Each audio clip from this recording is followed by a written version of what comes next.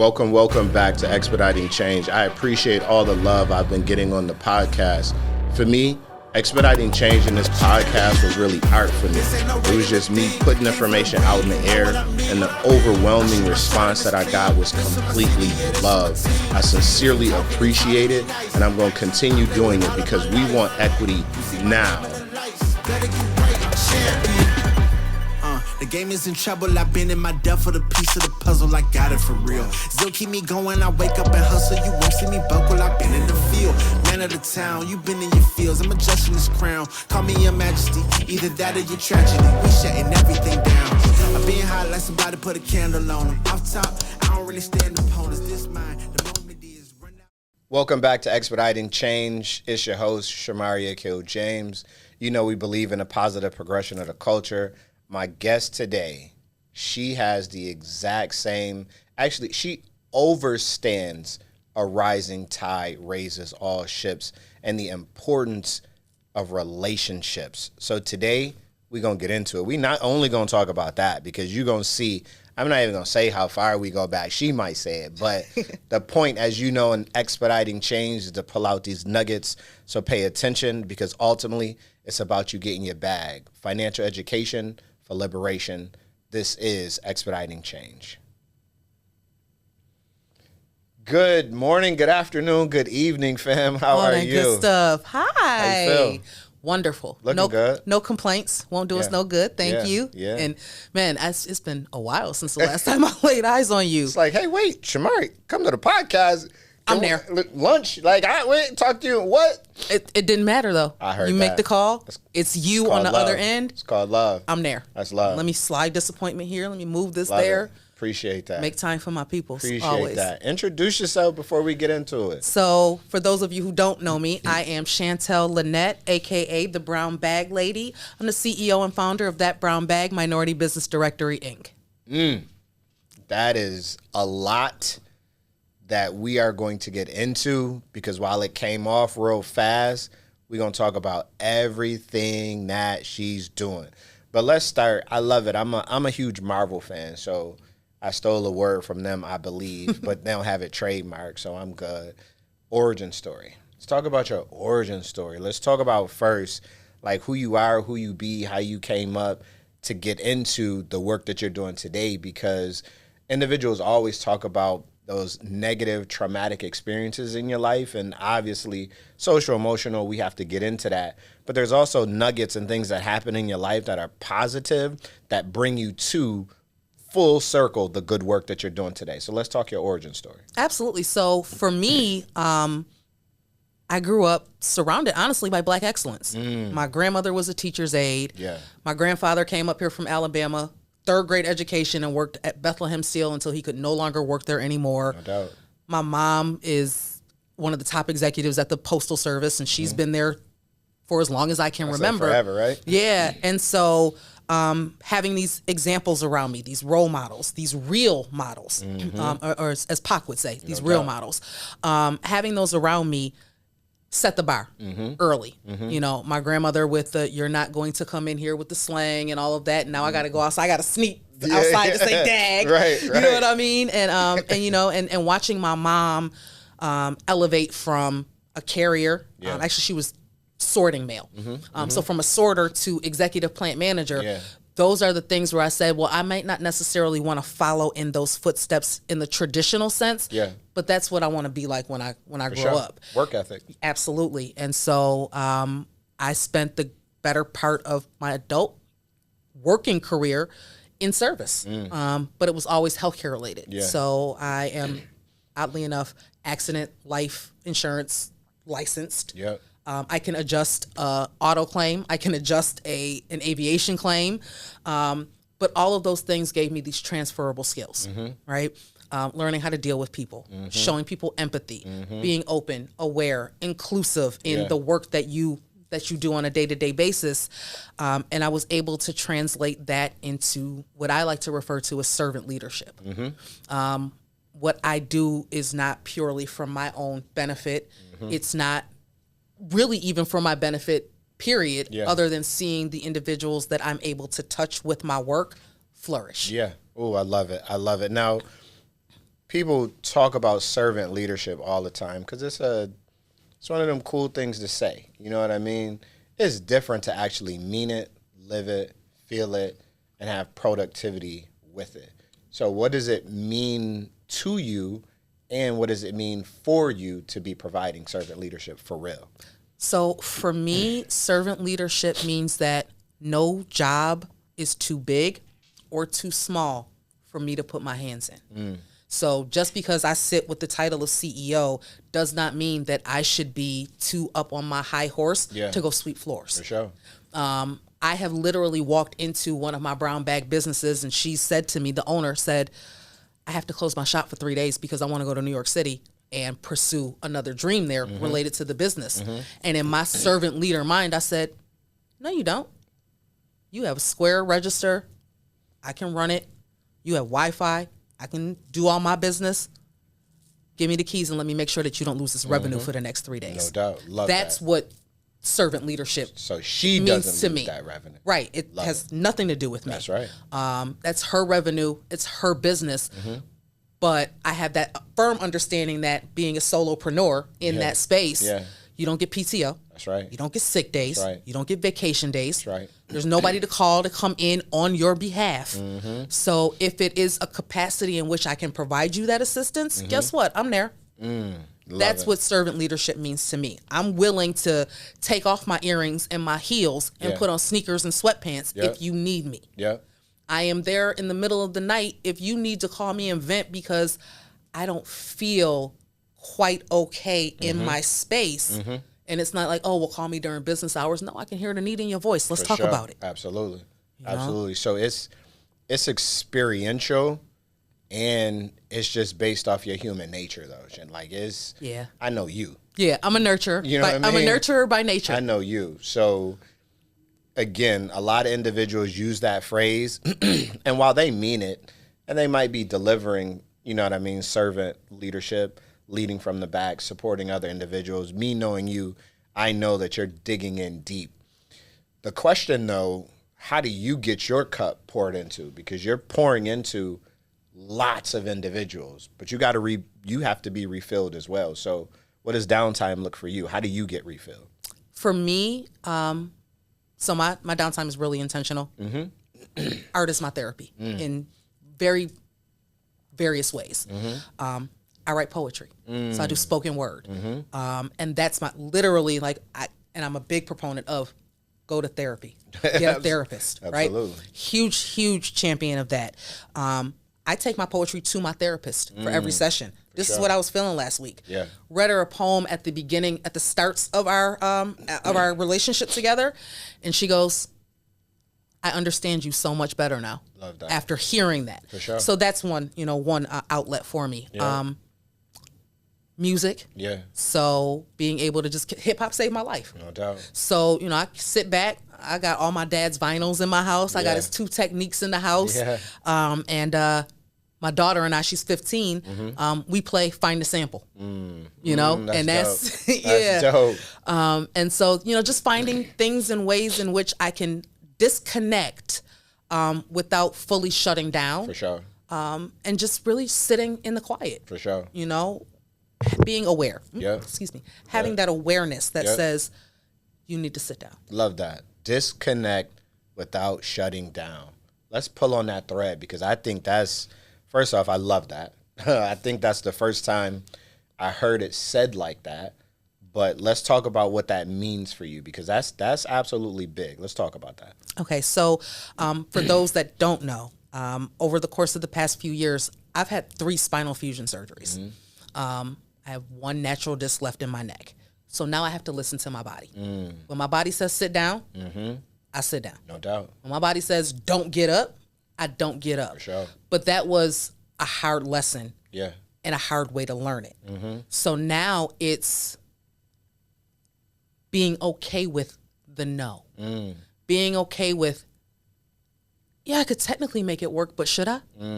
Being okay with this can wait till tomorrow. For sure.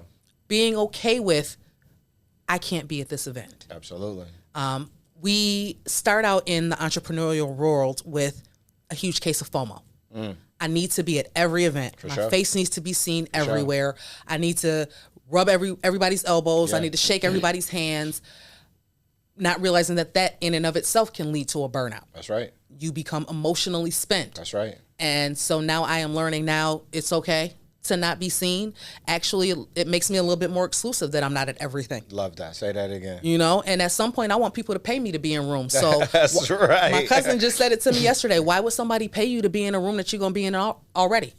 So if you don't think I'm going to be there, you're more apt to want to give me a check to be in the room. Absolutely. Because you want me to be there and you don't know what other deals I'm negotiating anyway. But it's just in knowing I've reached the verge of burnout before. For sure. And I've had someone else pull me back. Love it. But everybody doesn't have that someone else to pull you back. That's right. So it is in learning how to be that person for yourself. Absolutely. Absolutely. It's okay to move a meeting. Absolutely. That was me last weekend. My body put me down. I came home. I was running like crazy, got off the plane, just kept moving. Body said, you're going to sit down. But I have a keynote address. Well, you're going to get there a little late, and you're going to deliver it. And then you're going to go back, and you're going to sit down again. You know what I mean? So that's key. And I love how you talked about therapy and go to therapy, inclusive of that downtime, because those things combined will help you to be whole. One thing we talk about in our charter school is taking care of the whole child. Absolutely. The whole community, top to bottom, right? Like, it is about your spiritual health, your mental health, your physical health, and your financial health. Now, let's go to financial health, since that's a great segue. I didn't even do that on purpose, right? But I see what you did. I see what I did. Thank you. Financial health, financial education, get to the bag, that brown bag. You are moving and shaking. I don't even know if you remember, way back in the day, we had this little itty bitty minority business index, Taj Solutions. We just were trying to get first name, last name, business name, phone number on the internet. Listen, boo, you done took that to whole new directions. Let's get into that. But before we get into it and I start asking questions, talk about what that is. And talk your stuff. You ain't got to be humble. Listen, on Expediting Change. I have absolutely learned about the art of the pitch. Okay? So that brown bag, Minority Business Directory, Inc. Recently incorporated. Sure. Had to make Congrats. that move. So what the overarching theme of it is a platform that connects Black-owned business owners to tips, information, resources, and a larger customer base. So it started out as a hard copy directory, literally 3 staples across the top of a few pieces of paper, in an Excel spreadsheet that I just removed all the borders from, right? But it has since then now evolved. It's a full-fledged movement. So I can't, I'm no longer in a space where I can be humble about this. For sure. Love that. It has provided business owners a place to be seen, amplified, and heard. Yeah. It makes the job of, and I guess, can we still use the word diversity?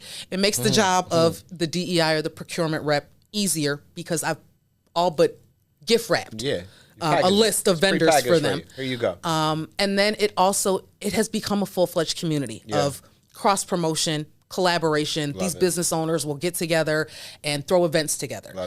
We got a caterer and a massage therapist who are now working together to do couples date night massage and dinners, you know? And so my ultimate goal is really to make sure that there is a brown bag of some sorts everywhere. No doubt. Love it. Now, when did you start? When did you launch? How long ago? August 2018. 2018, and it is 2025.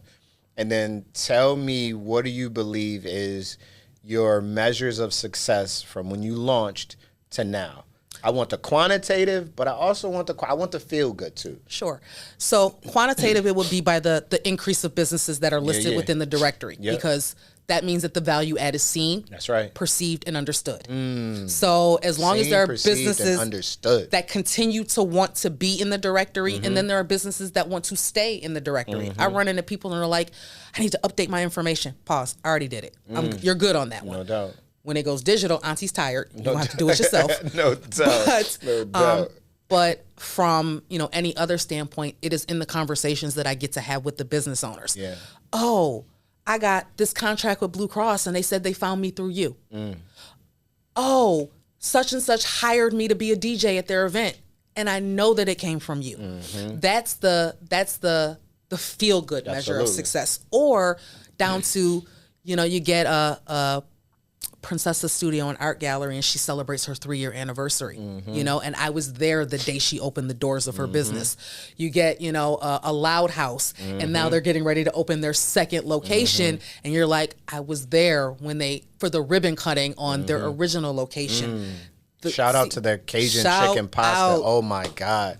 That pasta is crazy, man. Even down to seeing them performing Sankofa. Yeah. So they put themselves together, and now they turn around and they went and they got a chef, and they said, come home. For sure. They brought Chef Rob, come home, bro. For sure. So now he's back with us, and now talking about, yes, we brought you into the Hurdle location, but we're prepping you to give you the Scott Street location. That's a measurement of success for me, because when my brother, my sister succeeds, when those businesses stay open, when you open up a brick and mortar and you're able to maintain any level of longevity, which is hard. And if I've had a drop, an inkling of anything to do with that, then I'm successful. Love. And you know what that goes back to?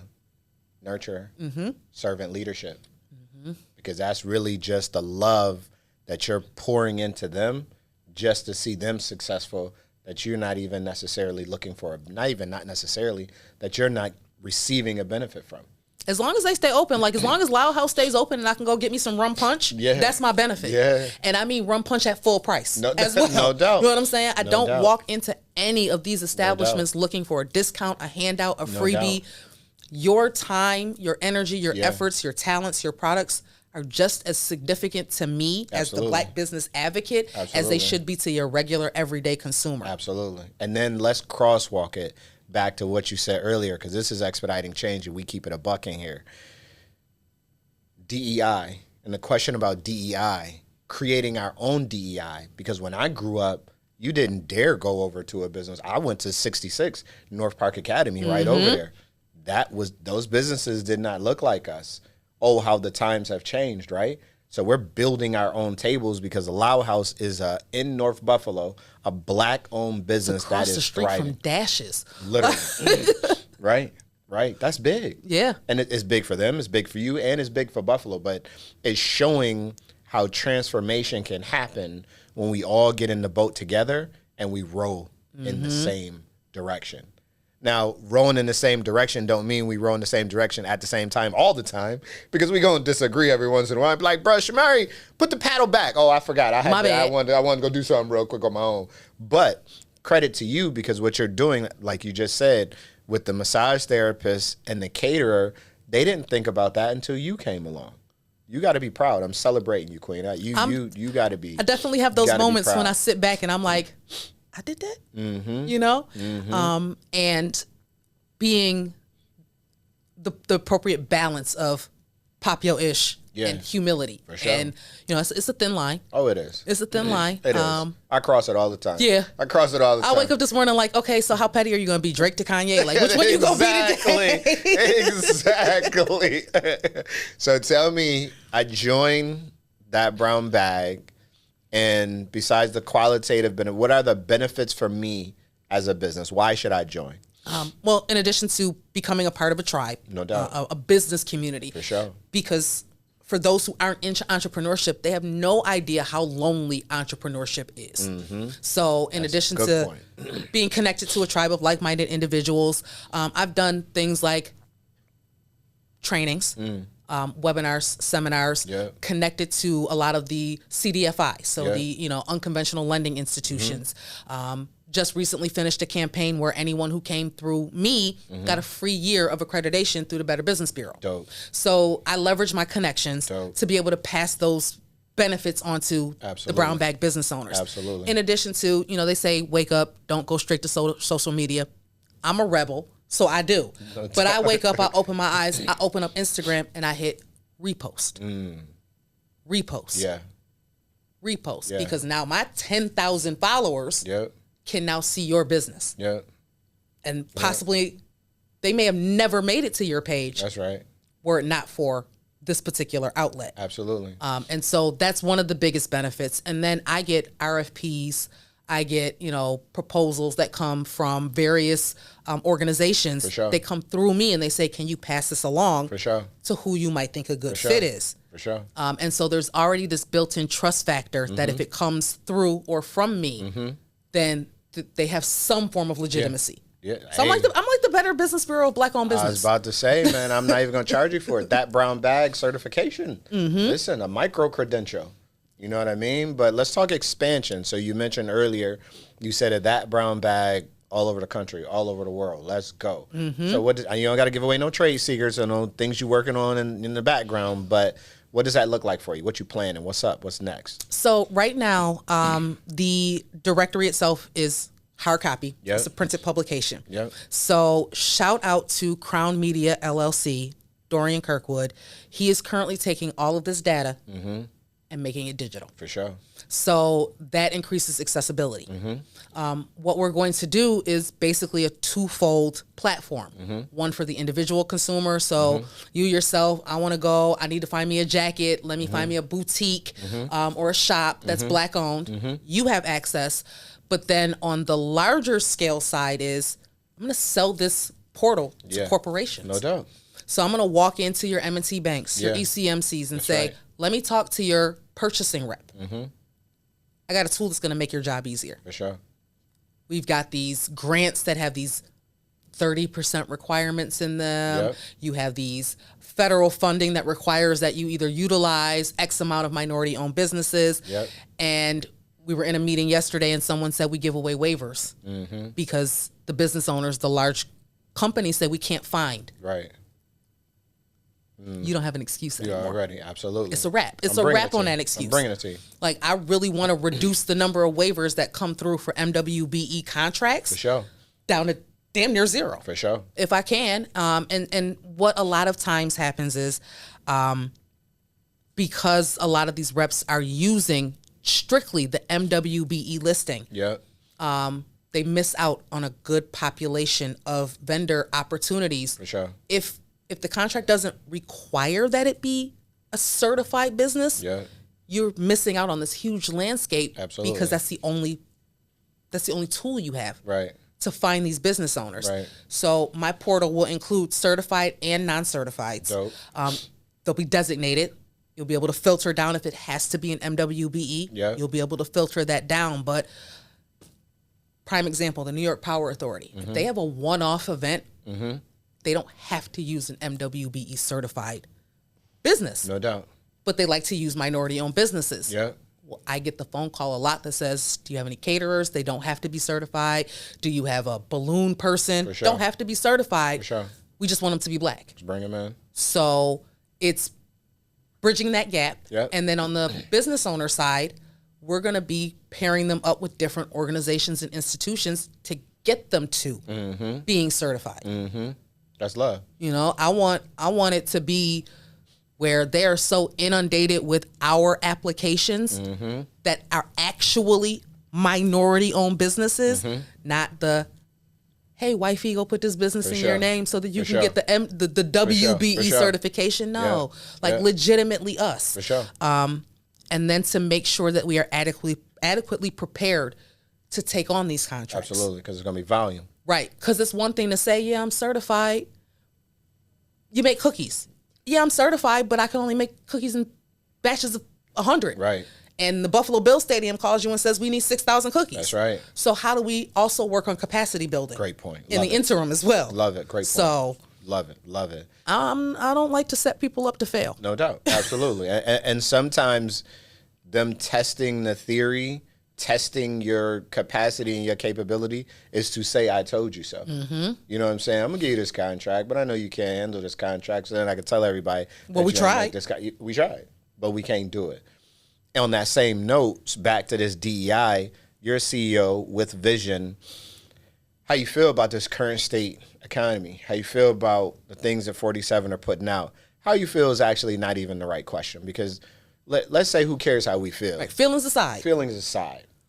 How are you insulating your business? What are you planning on in your business? How are you insulating the individuals in your business index from what is shaping up over the next 4 years? Because it's literally only April. Right. We're not even like April. in year one. Like it's not even year one for real. So actually, my web guy asked me this in our last meeting. He goes, do you see this as a detriment? And I said, I could. However, I feel like 47 actually made my job easier. And I say that to say this. I'm not going to focus on who said we're going to fold our DEI efforts. That's right. I'm not going to focus on who said we're going to repeal our DEI initiatives. I'm going to focus on who's left. That's right. So Target, you rolled it back, but guess what? When Target was being highlighted, Costco said, we're going to double down. Well, guess what? That's my target customer. Costco. Right? And they said it out loud. Right. Wegmans said, we're going to hold it down. I'm pulling up on Wegmans. Yeah. I'm not going to bother with Amazon. That's right. So they've showed me who I don't need to talk to. 47 wrapped up my beachhead customer and was like, here you go, Shantele. Love it.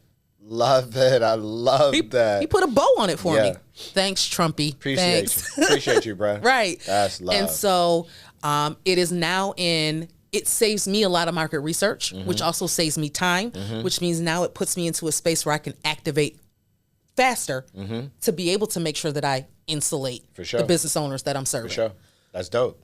So overall, globally, what's next for you? Like what scaling, another business, spinoff, brick and mortar, that brown bag at the Grammys, like what's your ideal state? Like what's next for you?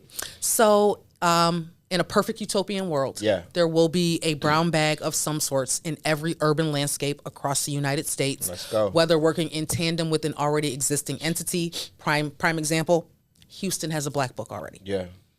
Would love to work with them. For sure. Would love to work with the crafts. Yeah. You know what I mean? In tandem with them, let's amplify one another.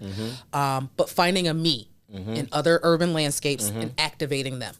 So that's step one. Yeah.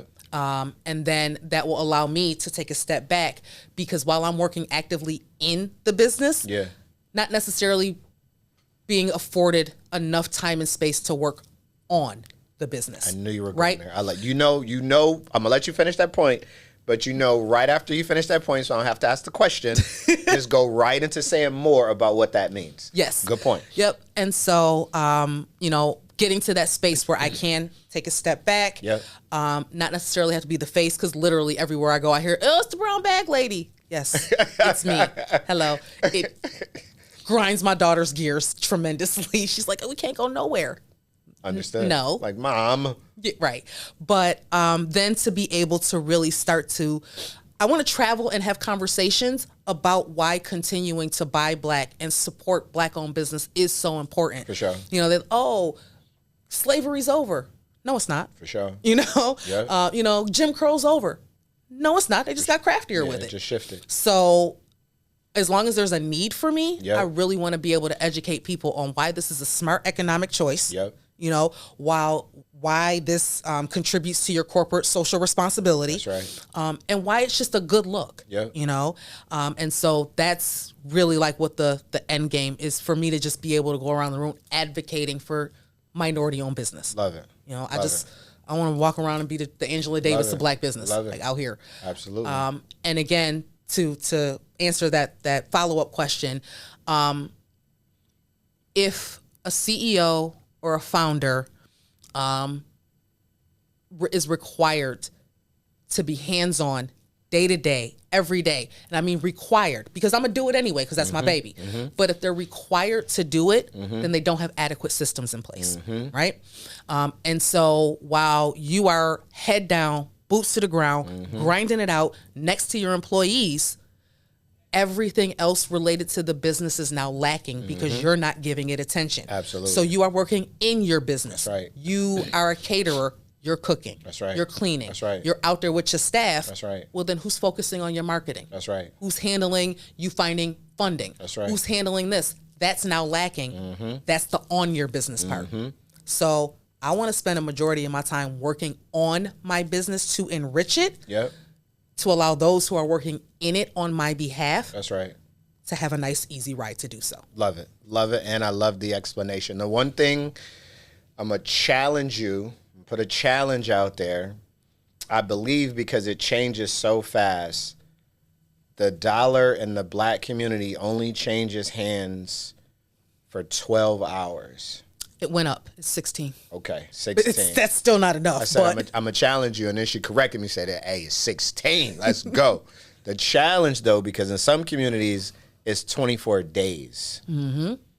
If you are not, because you know I'm all about financial education, that we got to keep this front and center with that brown bag businesses and every other business that looks like you and me, because I don't know if we understand how powerful that metric is. It's tremendously powerful. It is enough to make or break a community.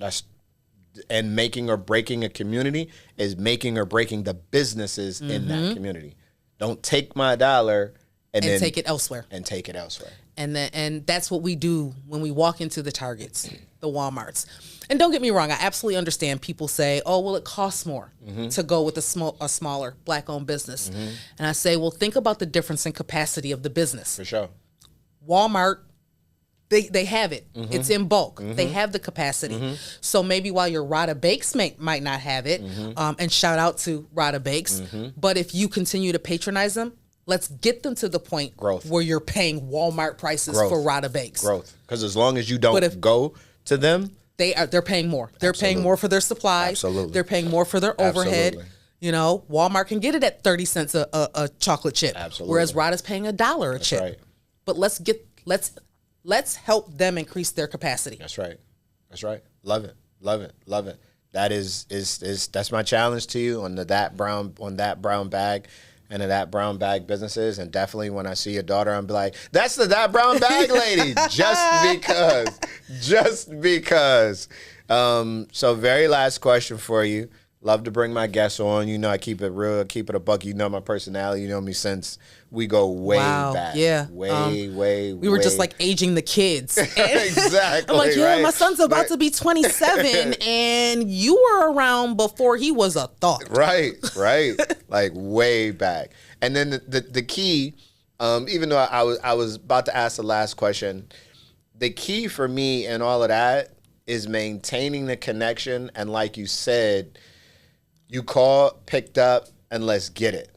Like, those are the type of relationships, no matter how old you get, no matter how many times I may speak to an individual, if I got love, we don't have to talk every day. Not at all.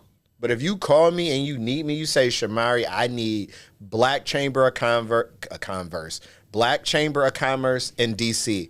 Girl, you done changed your number. Right. I ain't know what's up, boo. I got you. Yeah. But I think that's another key point that we didn't necessarily mention that came to mind when you said that about supporting each other in these businesses. I might not be able to come to you as a business every single month, but even if I only patronize you twice a year for this thing that I purchased twice a year, let's make that exponential and let's do that twice a year. So what I'm actually putting into place, I'm actually going to reinstitute it. I started out something called the Ujamaa card. And I'm going to revamp it. It's going to be called Culture Currency. I'm going to stay on brand. Love it. But it is a digital e-gift card. Nice. And all of my brown bag business owners will be able to sign up to be a merchant on it. Love.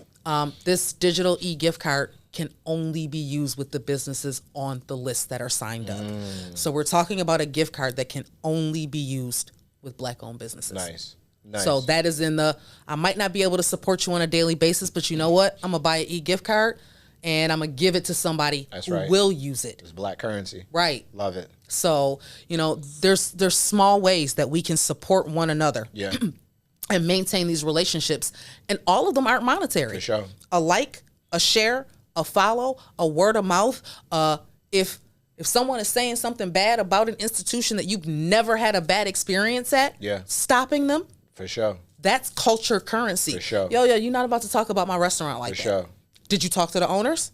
Maybe you should talk to them. For sure. Redirecting one another. Absolutely. Is a good way to help support one another. We real quick to talk about, such and such, they wasn't open at their regular time, or, their mac and cheese was salty. But y'all got in the car and waited in your car for a red light to turn on in front of a donut spot without complaint. Y'all waited in front of a chicken spot for chicken made by people who have probably never been to Louisiana without complaint. And don't know if it's chicken for real. But a black-owned business takes 5 minutes longer than you thought they should have to cook your steak, and you got a problem. Yeah, we have to shift that as well. I love that. I'm teasing that out in the camera because specifically, I say all of that: like, share, post, follow. All that is easy, right? And I say that all the time. But the key that I want to tease out, though, that you said, I'm gonna do it in my own Shamari language. Stop the bullshit. Stop the nonsense. If you hear somebody talking about a business that you actually had a good experience at, you have the opportunity to further your support in that business. I never heard it said like that. I love that. I'm telling you now, I'm still in that. You're gonna hear that all over Equity it's Now. Free. I financial promise education. You. That's free game. I love that. I absolutely love that because you know what? Even if I am liking, sharing, I should, because you know what, it goes back to, if you talking about my peoples or my folks, I'm gonna pull you up. And it's share your good experiences. Yeah. We real quick to talk about, oh, we went here and it was a terrible experience. Like I'm much quicker to share. I went to X, Y, and Z. For sure. The service was phenomenal. For sure. Y'all gotta try it. For sure. You know, that's the narrative that we should be sharing. Absolutely. And here's another narrative. I went to a black-owned business. I didn't have the greatest experience. I'm going to try it again. Absolutely. Absolutely. Because if you go to the amusement park and have a bad experience, you're going to go back again. If you go to Roof Chris, they've still been waiting on the McDonald's ice cream machine to be fixed. Like, you can Google, don't get me going on this tangent. You can Google the actual statistics on the ice cream machine. On the ice cream machine. You know my degree in engineering. Yep. So I'm like, let's look this up. And it shows you how bad, in certain ones that I looked up, they're literally open and working like 10% of the time. That was more than I thought it was going to be. That was just one location. Let me tell you, when it gets to the point where like my guy and I were driving and I'm like, I just want some ice cream. Yeah. It's late. Yeah. And he's like, you want to try McDonald's? And I'm like, no, not really. Yeah. But we gonna try it. For sure. The excitement. Yeah. When she was like, okay. It was like, you don't prank me. It's working. Let me get all the ice cream. I want it all. Break the machine. I want all of it. Break I'm just gonna take it home and put it in the freezer because this will never happen Break again. the machine. Nah, like for the real. universe was on our side that night. No, for real. But you keep going back though. But that black business is over. Right. Yeah, we hold ourselves to this unrealistic standard. Yeah. And I'm not saying don't have standards. Oh, absolutely. So that is the furthest thing from what I'm saying. Yep. It is in the unrealistic nature of the standards that we impose upon ourselves. Absolutely. That's wild to me. Absolutely. Absolutely. So, great conversation. Love it. Love you. The bomb. That brown bag is dope. Tell me how you believe all of the work that you're doing, because Expediting Change is about doing stuff for real people right now. How are you expediting change and helping individuals in our communities right now today? Right now, I'm educating. So I align myself with organizations, with individuals who are able to teach and impart knowledge. So most recently worked with Duncan Kirkwood, and we put out a training on public speaking for business owners, being able to pitch. Nice. I educate in pitching. I actually teach financial literacy to 6th graders. Love it. Here. So doing that as well. It is in being able to share all the knowledge that I've acquired over time. That's me empowering my people by sharing those little gems. Because knowledge and education is the one thing that they cannot either A, take away from us, or B, jail us for. That's right. So while I got free knowledge, it's free to everybody that I come. Yep, I'm giving it away. Game is free. The grind is not, but the game is. I love it. I love it. I appreciate you. Thank you Likewise. for coming on Expediting Change. This has been love. I knew it would be. It was almost too easy, man. Like, it was almost too easy. This is the beginning of many more. Like, we are reconnected now. Absolutely. And ready to rock and locked and loaded. This has been Expediting Change. It is always so difficult and not to wrap these things up because so many different things go and come through my mind during the conversation.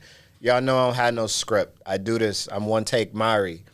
But the biggest thing that stood out for me that drives her is servant leadership based off her being a nurturer. And then you see it in every facet of the work that she's doing. We quite often talk about, which is very important, but we focus on the negative triggers and trauma that impact us negatively in our lives. We got to work on that. Social and emotional learning and therapy is key. But there's also things from a social emotional perspective and who we are as a person that are positive, that help us to help other people and the things that we do on a daily basis. Servant leadership, if you for real doing servant leadership, you heard it. You heard it today. You could see it while she was talking. She was excited to talk about and name businesses. She got her receipts, name businesses out loud. And that does two things. One, it fills her heart. But two, right on Expediting Change, it advertises the business. So all of the ones that were mentioned, go support those businesses. The last thing that I'll say, which was really key that I asked her to tease out, is working on your business versus working in your business. It's a dynamically different thing. We want to scale. This is a capitalistic country where we need to bring in dollars for our business to be able to scale those businesses to be in a position where we decide if we want to then sell that business. And selling that black business is absolutely okay because it then gives you revenue to go back, start another business, and support other black businesses. So make sure you're not only working in your business, you're working on your business, so therefore you can scale your business to be able to have revenue from your business, because financial education is our only path to liberation. This has been Expediting Change. I appreciate y'all.